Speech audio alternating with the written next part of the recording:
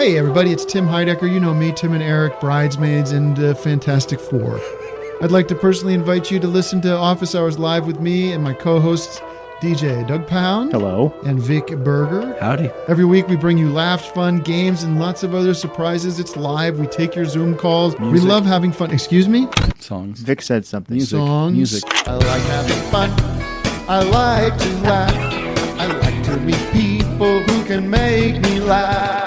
Please subscribe now. Hey listeners, we wanted to share some exciting news. The Slate shop is now open. Go to shop.slate.com to browse our selection of thoughtfully curated, high-quality products that support small businesses, Slate's independent journalism, and your shopping habits.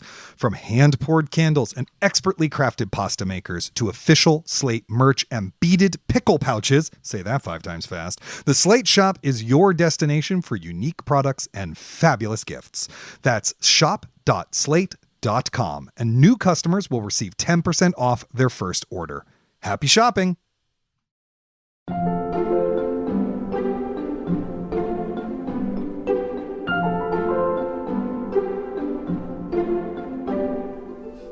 Basically, we're trying to invoke some emotion. Something in the accessories is going to connect them to the house. So that's really what we're trying to do, is walk through and say, oh my God, this is a cool little area. I can see us entertaining here.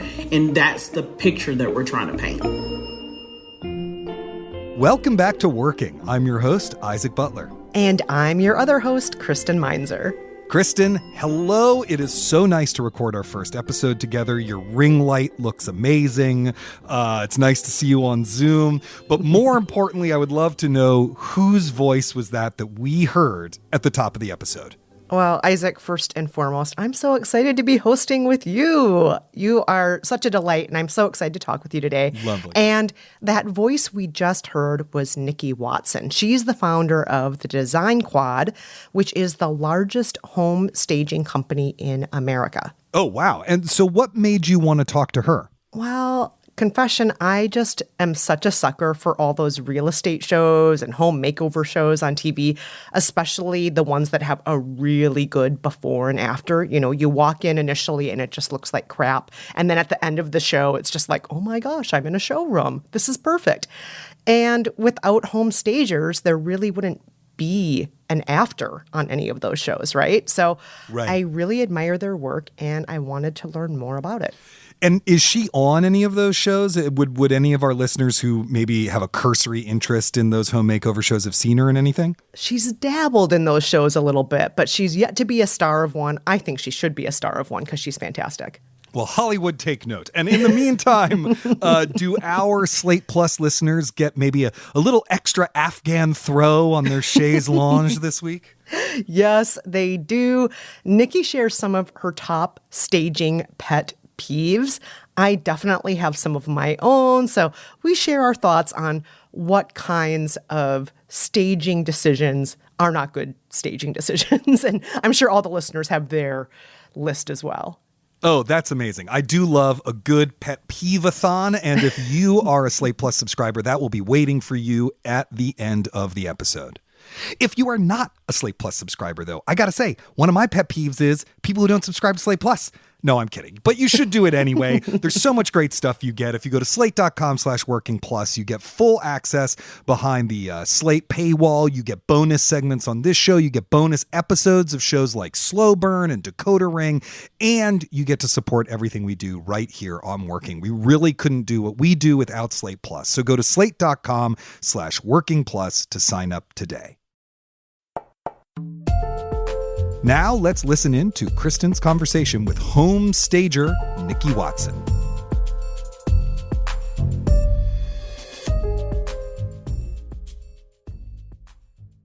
Nikki, I am so excited to talk with you today. I am a huge fan of what all home stagers do, but for the very few people out there who don't understand your work, can you explain what a home stager is and isn't? Yes, absolutely. Our job is to come in and bring in furniture, accessories, and set up the home that's going on the real estate market for sale. We set it up like a model home. So that feeling that you have when you go into a model and you just love everything and you want to buy the house just like it is, that's what we want to do for all of our houses. So that's our job, is to make people feel emotionally connected to the house. What we don't do a couple things. We don't do cleaning. A lot of people ask us to clean houses. We're like, oh, we don't do that. We don't pack people's houses up to get them to move. We're not packers or movers. And we're also not interior designers. So interior designers and staging is totally different. So now I have to ask, what is an interior designer doing that's different than what you do?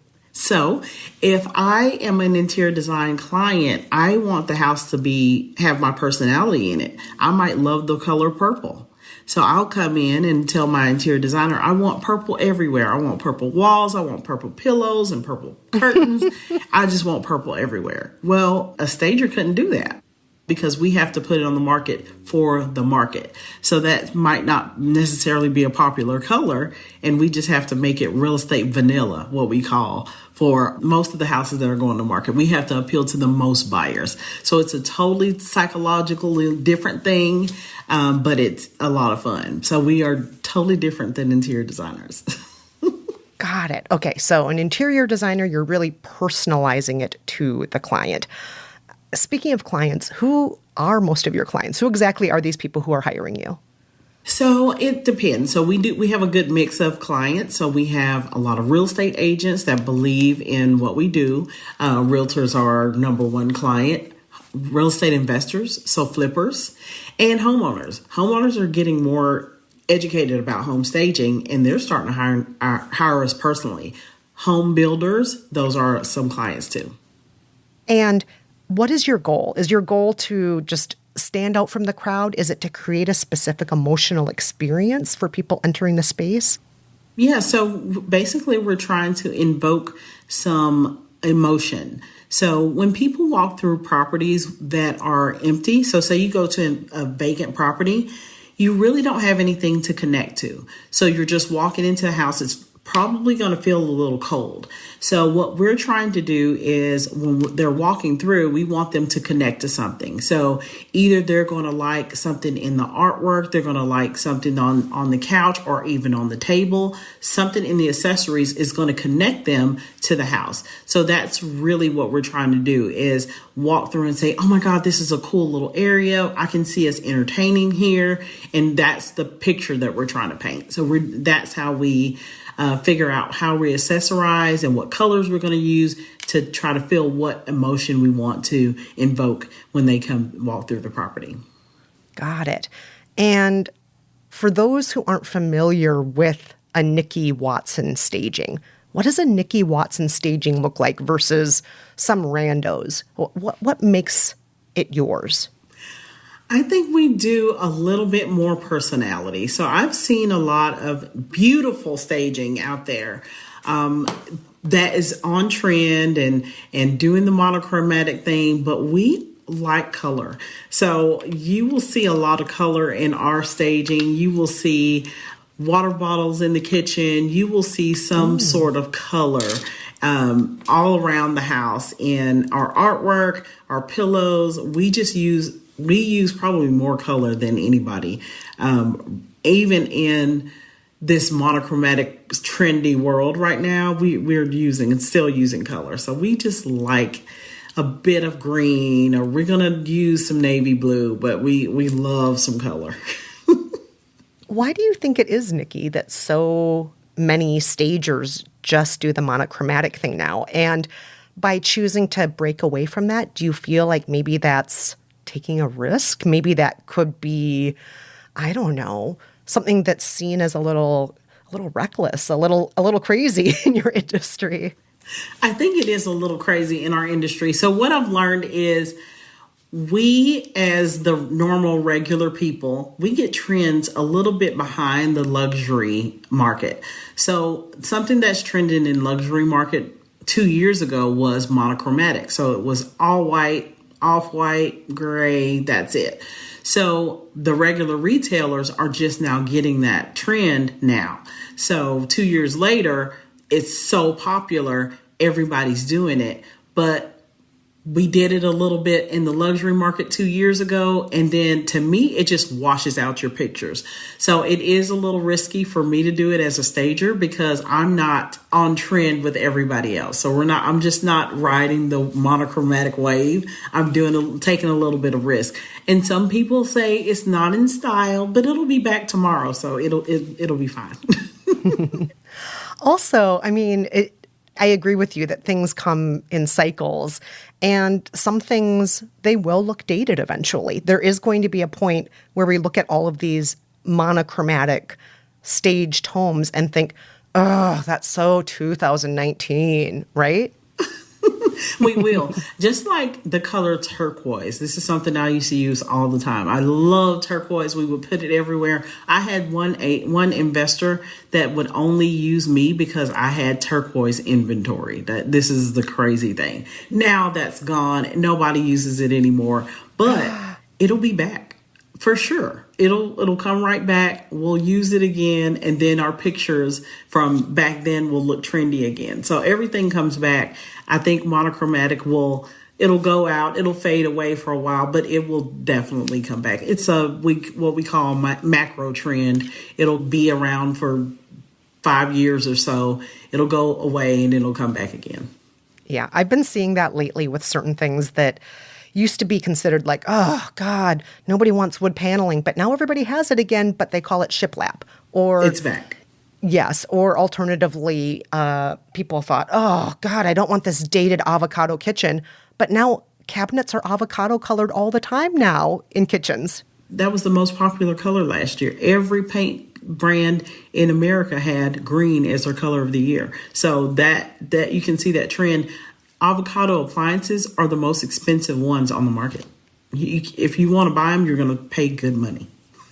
Yeah. And it's interesting because there are definitely those people who, no shade to them, but maybe they're only consuming media that's a few years behind the time. So they think, oh, I got to get rid of this avocado kitchen and put in an all white kitchen. I have to do the all white thing. And it's not necessarily a good use of money to try and rip out an entire kitchen and change it to all white when maybe the only reason you think all white is the classic thing to do is because you are consuming TV shows that were filmed 5 years ago, right?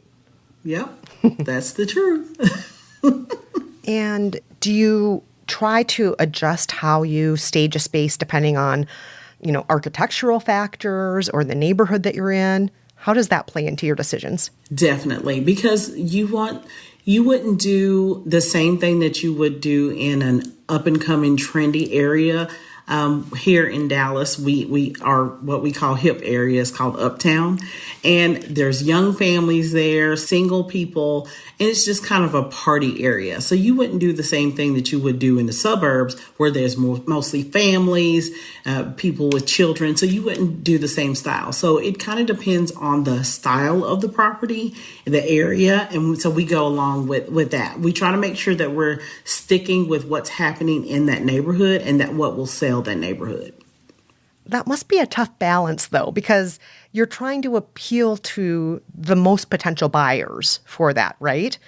But while appealing to those specific people, you can't be so specific that you feel like you're being alienating to anybody who might be, on the edge of that, right? Right. That's true. It is a lot of balance. It's a fine line. So we have to know, first of all, the area. So we will know what it needs to look like for the area. If we're using a lot of wood tones, or if we're using some heavy dark things, some of that stuff needs to go more in a family or traditional home. Our style for staging, most stagers use transitional style because it appeals to the most buyers. So our furniture kind of looks the same, but then how we accessorize it, how we put artwork in it, and that will be the change. So the furniture pieces are mainly the staples that are always going to be the same. They're going to be white couches. They'll be just neutral stuff, neutral bedding, neutral everything else. But then how you accessorize it, that will determine the type of buyer that you're attracting. We'll be back with more of Kristen's conversation with Nikki Watson after this.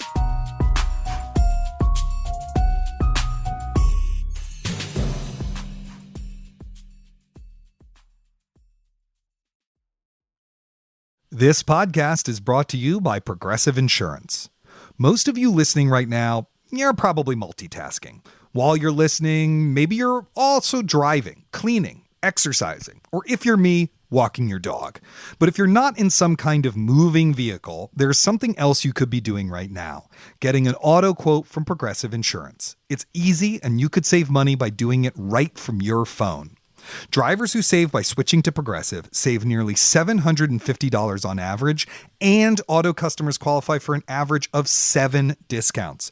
Discounts for things like having multiple vehicles on your policy, being a homeowner, and more. So just like working, your favorite podcast, of course, Progressive will be with you 24/7, 365 days a year so that you are protected no matter what.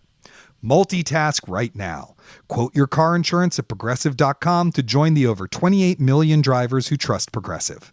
Progressive Casualty Insurance Company and Affiliates. National average 12-month savings of $744 by new customers surveyed who saved with Progressive between June 2022 and May 2023. Potential savings will vary. Discounts not available in all states and situations. If you like using debit over credit, don't you think it's time to also get rewarded? Well, now you can with Discover Cashback Debit. It's a checking account that rewards everyone with cashback on everyday purchases.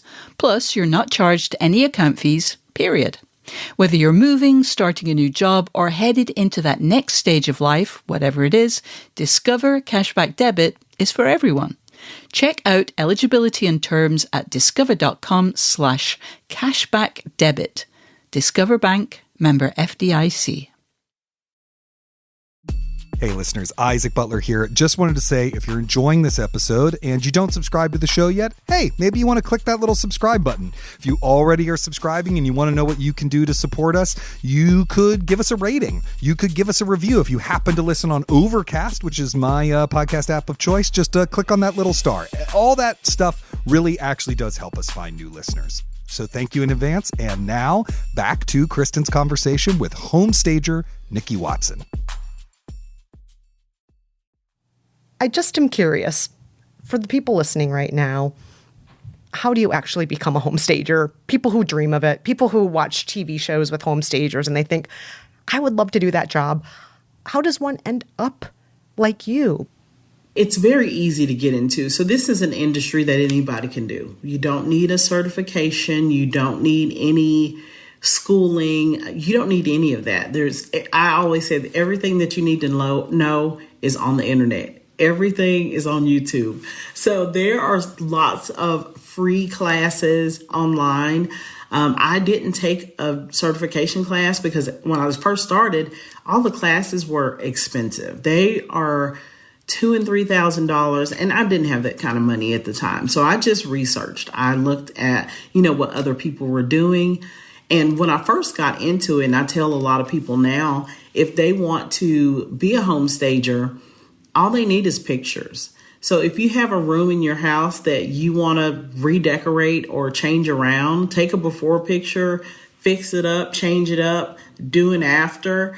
And these are pictures of stuff you've done. This is your work. And then I'd go to all the real estate companies in the area and say, hey, I'm a home stager, pass out cards, and they'll remember you. Somebody will need a stager soon. How do you then make the leap from that to doing it professionally? Let's talk about your story here. How did you personally make that leap? So my story is a crazy one. I used to sell floors. So how I got into the real estate industry was I was a flooring sales rep. I used to sell carpet and wood and tile, and I would go out to all these people's houses and measure and show them samples and set up installs. And I met a home stager, and I was his flooring rep. And I just was so amazed at what he did. I had never heard of home staging, and I thought it was so cool. Well, he ended up packing up his business and moving away out of state. And all of these realtors were like freaking out. Oh my God, I need a home stager. He's moved. He's gone. What can I do? And I was like, pick me. I think I can do it. And they started giving me an opportunity to stage some of their houses. And it just went from there. Word of mouth. I got one job and it led to two more. And it just snowballed after that. But it was just one person that gave me the opportunity to do it. And that's what really got me started. Well, it clearly worked for you because at this point, you aren't just a home stager. You own the largest home staging business in the United States. And I have to point out, this means you're not just a creative. You are also at this point a business owner. You are a manager. You are doing logistics. You are doing a lot of things that go beyond the creativity of people's fantasies. When people fantasize about being a home stager, they're not necessarily thinking about invoices or payroll or all the other things that you're thinking of. And that can be intimidating, thinking about those business decisions and so on. What do you say to people out there when they say, oh, I want to be creative, but I don't want to do the business side? What do you say to those people? Well, getting good help. So finding some help to take that part off of you. If you've ever taken a personality test profile, I've taken the DISC profile, DISC, and I am all creative. And I don't have any organization. I don't like spreadsheets. I don't want to read a contract. I don't want any of that. So that is not in my personality. But you have to find somebody on your team that is. So that's kind of what helped me was when I learned who I needed on my team. I needed somebody that had everything that I don't have, which is all of those things.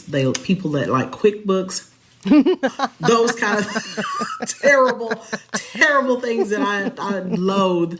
Those are the people that you need on your team. And once you find those people, then you can do whatever you want to do. Like the sky is literally the limit, because you can do anything. Your creative brain is going to fill in all the other spots, but you need somebody on your team that has they really love to do that stuff, not just want to do it for work. They enjoy it.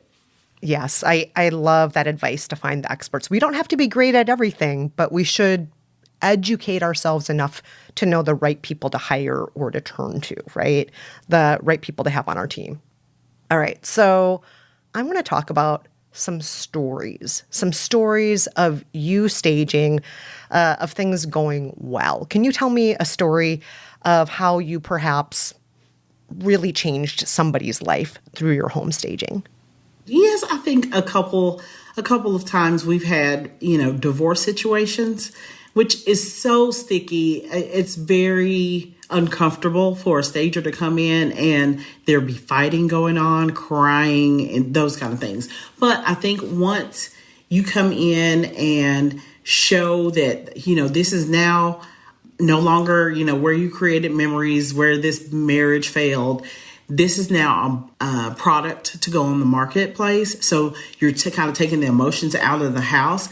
I've had some times where that was a big deal in the transaction. So the staging kind of helped mend the situation. Now, stories on how my company has changed lives. I have a couple of those. My very first hire. We're talking about how. Hiring people and what they need to be. My very first person I hired, I volunteered for several years at this place called Exodus Ministries. And Exodus is a place where women live. It's an apartment complex, and they live after they've been released from prison or rehab. So I volunteered there for years and always just admired this ministry. So I'm like, oh yeah, when I've hired my first employee, I'm going to go here. And just talking and never even really thinking this was going to happen, because my business is still small. So I'm not even thinking of hiring yet. But the day comes where invoices are piling up and I have had enough. So I go in the middle of the night, I think about Exodus, and the next morning I'll call. And I'll go up there and I say, hey, I told the director I need help. I need to hire somebody. And usually there's a guy that had a franchise, and he would hire the ladies from there, but he had a franchise of fast food restaurants, which if you have a background, that's really the only place that will give you a chance. He had 2 Smoothie Kings and a Subway, and he would hire the girls out of Exodus. So I go there, and the director's so happy. Oh my God, you're going to give somebody a chance to have a real job? I said, yeah, I think I need some help. So she said, I have 2 girls that are graduating or have graduated, and they're off in another program, but I think they'll be really good. One used to be a lawyer. I mean, these girls have great backgrounds. But she said, there's another girl that's here now. Do you want to talk to her? I think that she used to do marketing. And she brought her in, sat her down in front of me. Now I'm doing an impromptu interview that I didn't expect to be doing that day. So I talked to the young lady. She comes in, great personality, immediately hit it off with her. And she tells me she used to work for a real estate company doing marketing. I was like, oh, that's perfect. And so we talked, and I hired her. The next month, she graduated from the program. She started work for my company. And within 6 months, my company had grown about 4 times the business that when she first got there. Oh my gosh. She was organized. She had every single quality that I needed. She was a spreadsheet master. And if she didn't understand something, she would Google it and she would sit down and learn it that day. I mean, this was the perfect person for my company. She's still there today. It is an amazing, she's been there since June 2017. And it's just been an honor to see her grow as a person and for her to help me grow my business. So that's been a huge change in somebody's life, in both mine and hers. That's incredible. And I love that you can see the flip side of that she changed you and your business too. 4 times larger, your company, within 6 months of her arriving. Yes, in 6 months. It was so fast. And it was something, when you're looking at your business, you're working in your business and you're everything. You're the janitor, you're the everybody, you do everything. Well, you're not looking at what you need necessarily. And it was everything that I needed, but I didn't know. And so it happened so fast because it was exactly the right time, everything just happened right there. It was just amazing. So a lot of what's coming up in our conversation, which I guess I didn't fully expect, was emotion. The emotion that has to do with your business, the people in it, how you run your business, but then also to go back to why people put houses on the market in the first place. Sometimes the reason isn't a happy one. Sometimes it is divorce, as you mentioned. Sometimes it is because somebody in the family died. And it can be really, a great responsibility to be taking care of people's emotions as you're working on the sale of these homes, I imagine, to carry that weight. And as you said, to be something of a counselor for people. Is that something you think about a lot when you're looking at people's homes and how you're going to stage them? Do you think about everything that these homes have been through and what these people have been through in these homes? Do you think of the fights, the moments of love, the frustrations, the birth of children? Do you think of all of that when you're staging a home? Or do you just try to go in thinking, it's not about that, this is all business? Well, it's a balance because we don't want them to hold on to that while they're trying to, because the agent would be very upset with us if we came in and just said, okay, we know you raised Johnny here. This is where his growth chart was. We're going to keep this on here. So they want us to remove a lot of that. But we do have to be sensitive about, if a wife just lost her husband and then they've been in this house for 60 years and raised all their kids and grandkids, and now she has to move into a nursing home. And so all of that is very sensitive. So we do have to make sure that we're being kind to people when we're going in and we're just not barking orders. We've had people say, oh, we fired 2 stagers before because they came in here and just told us what to do. Well, you can't just tell people what to do if they've been in their home forever.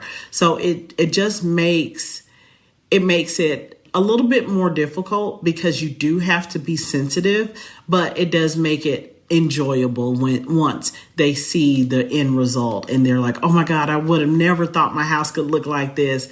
And it makes them happy to see that they're the end product. So it is very emotional sometimes, and we do have to just be very careful. And I think that that's one thing that if there was a training on that, I think that would be the most important training to have as a home stager, is how to have those conversations with people when you're trying to remove them from the emotional space they're in when they're having to get rid of their, or pack up all their personal pictures and those kind of things. So, Wow. Yeah. Have you ever been invited into a situation because maybe somebody else tried to stage it already and they didn't stage it so well?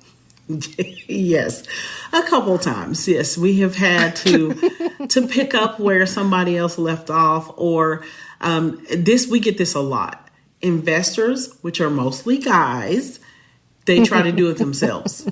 And then they say, oh, well, this didn't look like I thought it was going to turn out. So can you come help me out? So those are fun because we can show them what they did wrong and kind of teach them in the moment. But we do get a lot of those. Now, finally, I just want to backtrack to the beginning of your career. You didn't start out in staging. You took a few zigzags to get where you are today, and I did too. I think a lot of creatives took a lot of zigzags to get where they are. And personally, when I was younger, I sometimes felt resentful about that. I thought, oh, other people, their parents paid for them to go to school to become this thing, and then they got there faster, and now instead what I do is I think about those zigzags I took, and I think of how they helped me to be better at my job. I think all the years I spent waiting tables, for example, helped me with time management. They helped me be better at listening and better at talking with people and so on. And I'm wondering if, when it comes to your zigzags that you've taken, if there are any particular jobs you've had along the way that you think helped you to be the great stager you are today that might not be so obvious. So I just did some random stuff.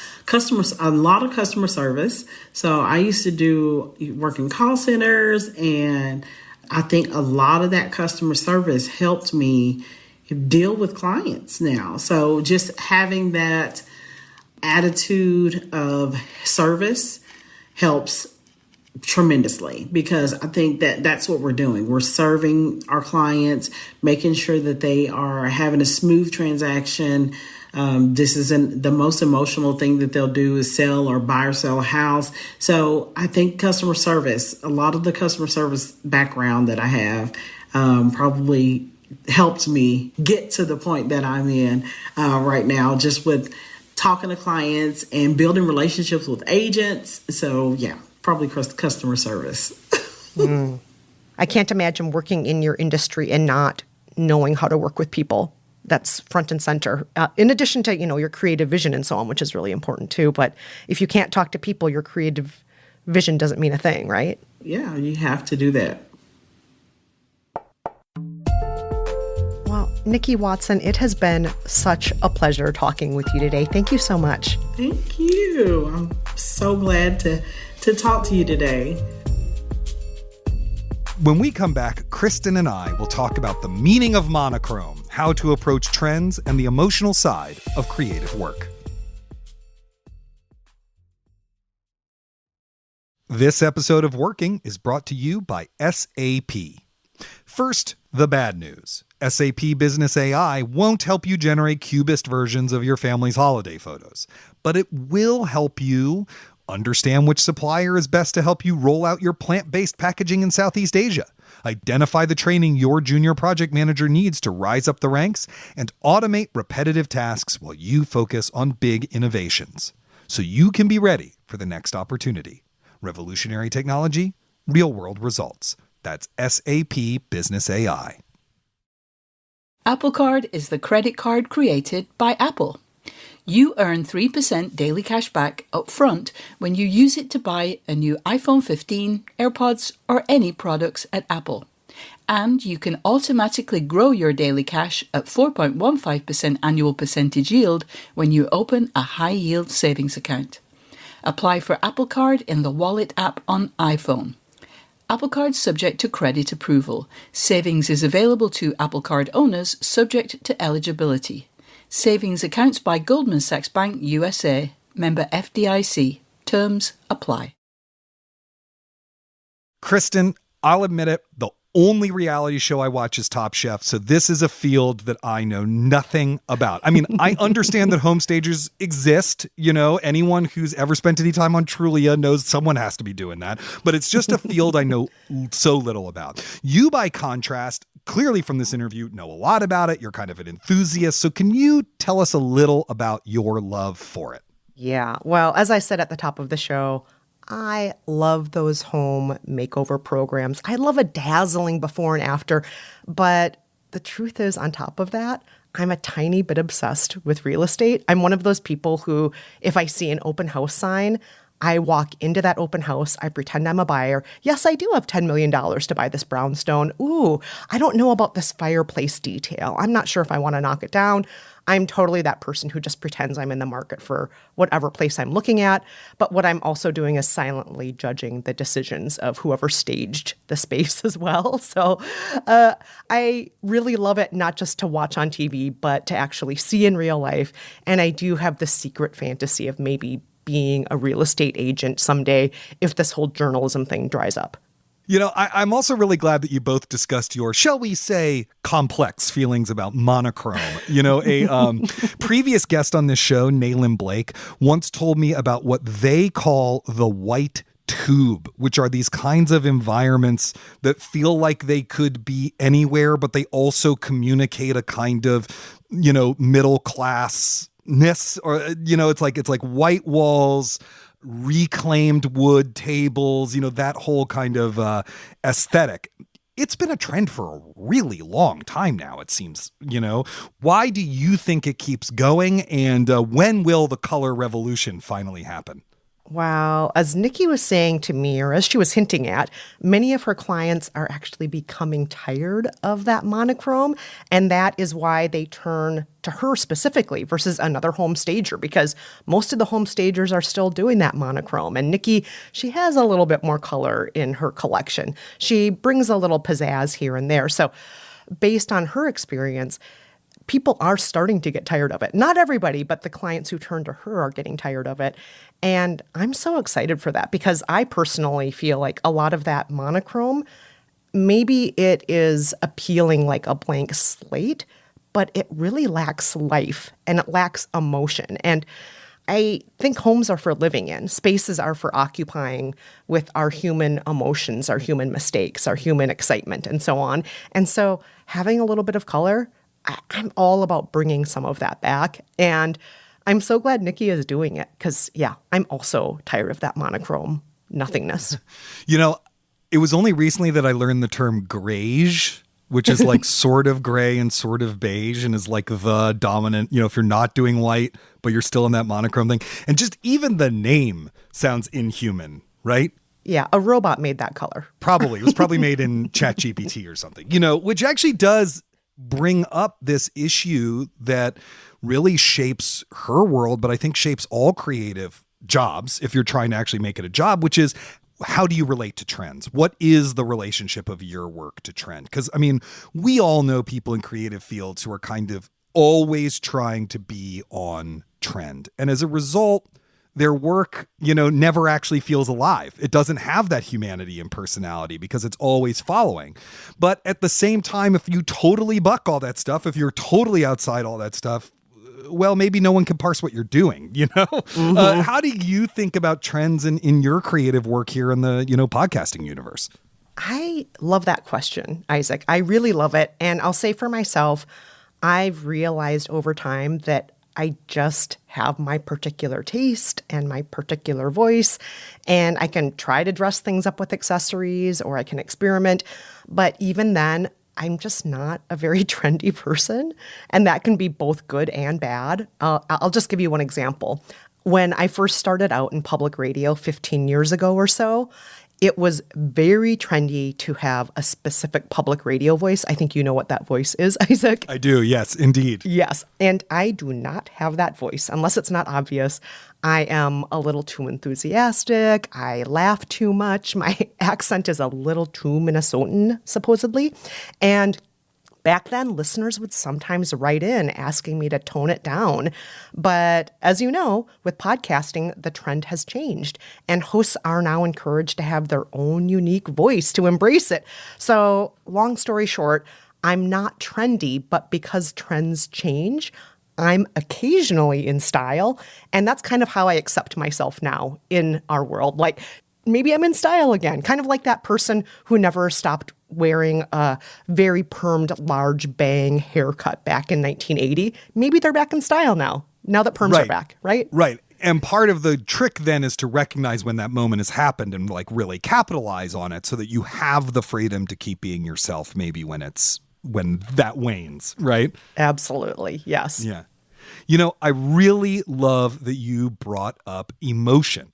It's something that I like to talk about in these conversations with artists and stuff because creative jobs are emotional jobs. A lot of times you're taking the highly volatile material of your emotional life and you're trying to transmute that into art. And that's really hard.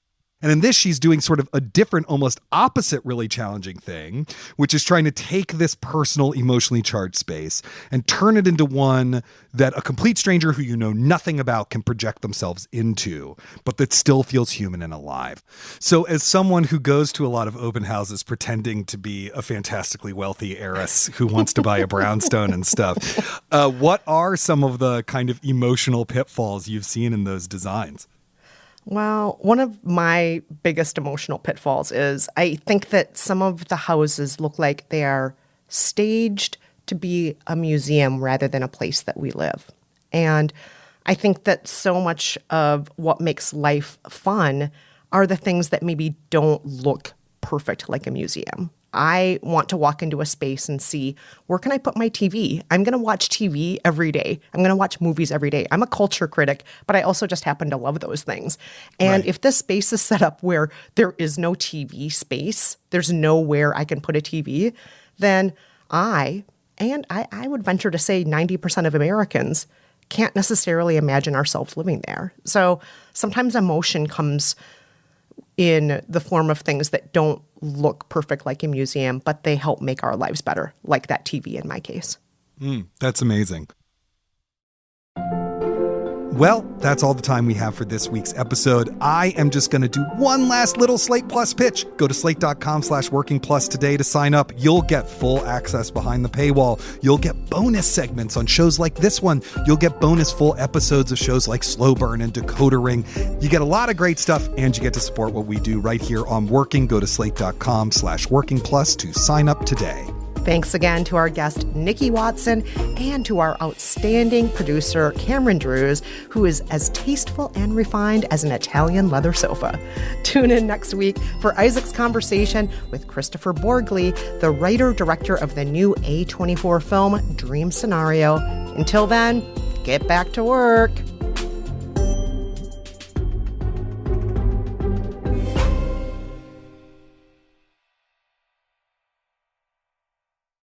This episode is brought to you by SAP. First, the bad news. SAP Business AI won't help you generate cubist versions of your family's holiday photos, but it will help you understand which supplier is best to help you roll out your plant-based packaging in Southeast Asia, identify the training your junior project manager needs to rise up the ranks, and automate repetitive tasks while you focus on big innovations. So you can be ready for the next opportunity. Revolutionary technology, real-world results. That's SAP Business AI.